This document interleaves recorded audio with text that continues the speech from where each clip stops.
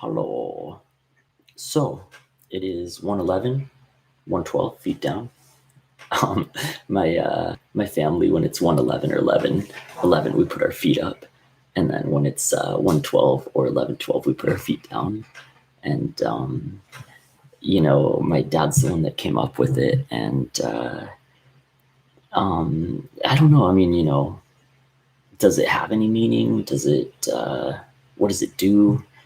I don't know. I mean, it's whatever meaning that you ascribe to it, and I think of myself and my family as a very lucky family, a very lucky guy. I have had so much to be thankful for. My parents are amazing, and my brother and sister have helped shape me into the person that I've become, and all my friends around me and everything. And there's so much to be grateful for. Whenever I interact with someone who, doesn't treat me what seems to be right, or when I see some, suffering in others or anything directed at me, I try to give them the benefit of the doubt, and I feel for them, and I think of my parents, and I feel bad that they didn't have the parents that I had, who instilled such good morals and gave me just the most wonderful childhood ever that anybody could ask for. Anyways, that's not at all what I wanted to talk about tonight. So let's just jump into it. The Boy Who Believed in Magic. I wrote this this morning, just out of the blue, a walk-off. The boy who believed in magic.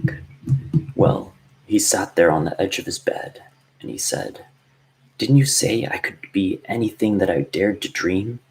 And his father nodded his head yes, a tear falling to his chest. The boy jumped up on his bed, and proudly he said, "Then I choose to be that hero that the world needs. I'll turn from temptation. I'll resist all the sins. In the darkness of night, my spirit will shine bright, like a lantern in the forest. I'll guide the good souls back to the light. And if anyone is scared, I will hold their hand and bring heat to their heart, rekindling the faith of humanity in the dark." And the father, through teary eyes, did say, "Son, my boy, where did you learn to speak like that?" And the boy, he grabbed his father's hand and kissed his cheek as he did stand. "Father, it was you who taught me how to love, as we walked in the forest with the stars above. When I was scared, you held my hand and whispered in my ear that I was strong if I did choose, and that magic was real. It was the air moving between the trees, and not only all around us, but in you and me. All one had to do was have the heart to feel and the eyes to see."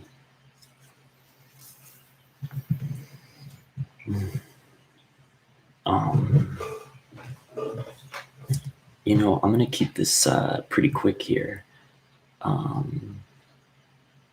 If you have any comments on that, or want to discuss it or anything that it means to you, or what it might mean to me, I would love to do that in the comments.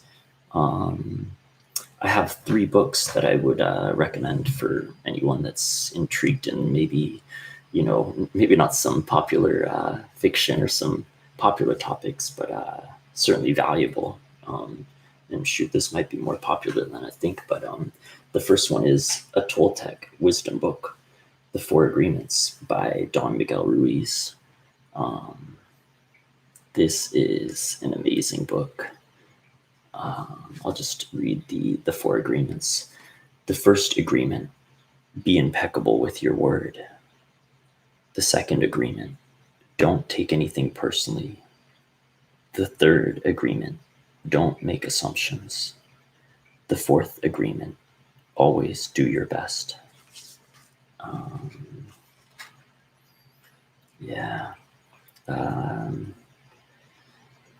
We develop a need for attention, which can become very competitive. Children compete for the attention of their parents. Look at me, look at what I'm doing. Hey, look here. And sometimes this continues into adulthood. Once we understand the code, our attention is hooked and the energy is transferred from one person to another. But we agreed with the information that was passed to us from the dream of the planet via other humans. That's how we learn as children.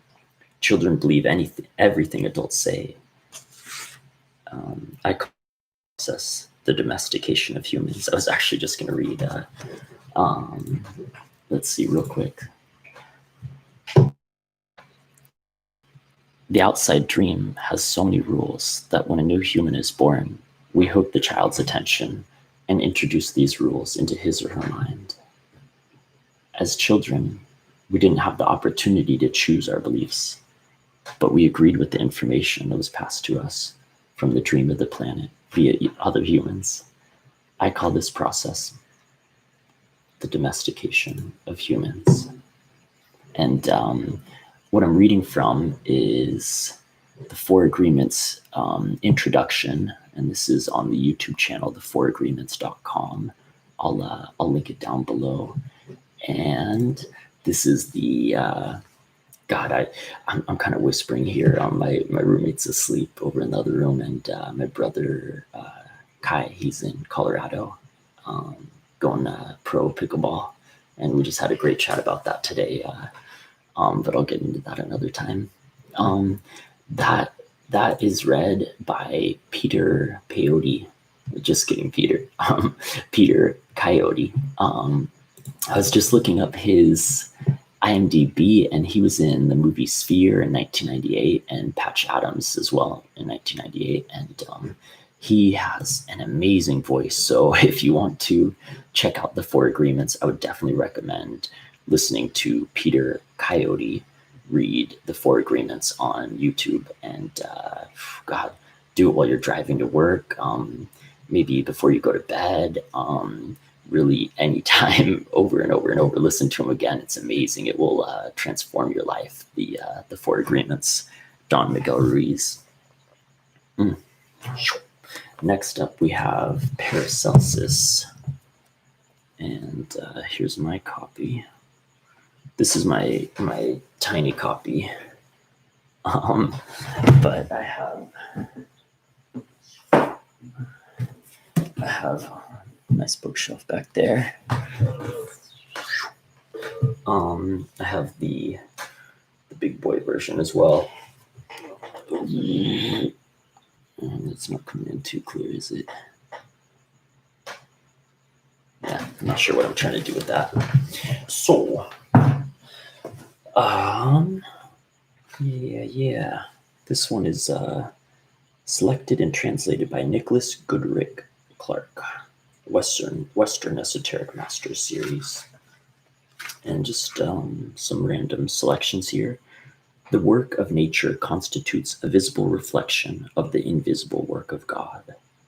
Magic was an essential part of Renaissance Neoplatonic philosophy.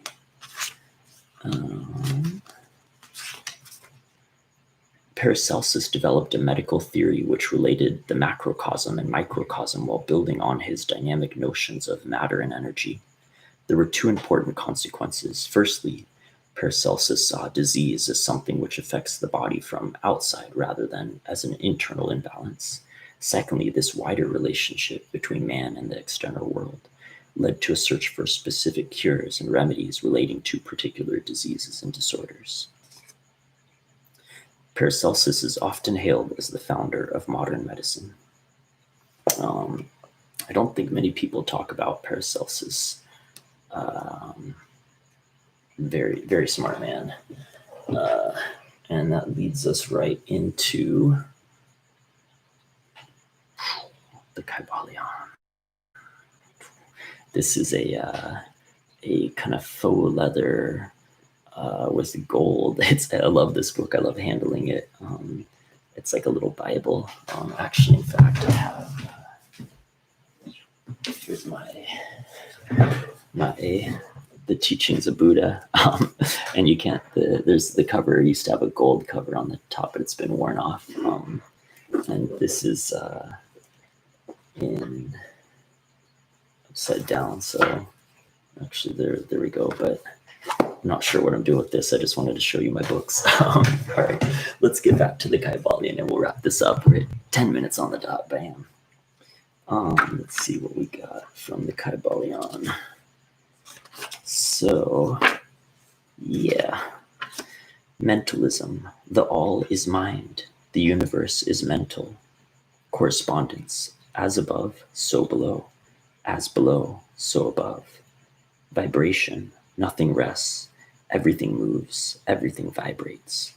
Polarity. Everything is dual. Everything has poles. Everything has its pair of opposites. Rhythm. Everything flows out and in. Everything has its tides. All things rise and fall. Cause and effect. Every cause has its effect. Every effect has its cause. Everything happens according to law. Gender. Gender is in everything. Everything has its masculine and feminine principles. Gender manifests on all planes. And I'm going to call it there, my folks.